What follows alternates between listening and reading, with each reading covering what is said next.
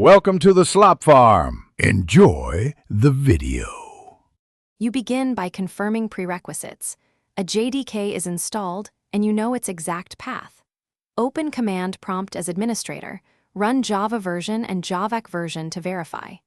Once done, decide whether to set path for the whole machine or just your user profile, because that choice affects permissions and future updates.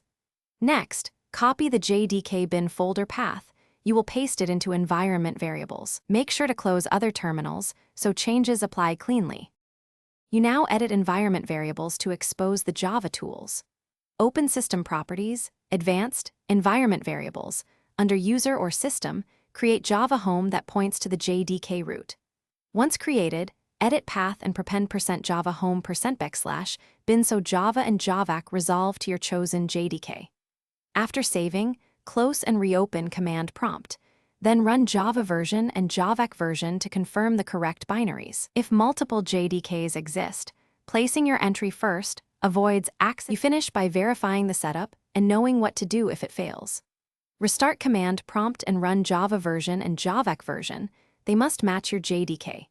If commands are not recognized, recheck Java Home for typos, ensure you reference the \bin folder and path, and confirm you modified the intended user or system variables. When stuck, run echo %Java Home % and where Java to see which executable is found. Then correct paths or remove conflicting entries and repeat the verification. Thanks for watching. Consider subscribing if we helped you today.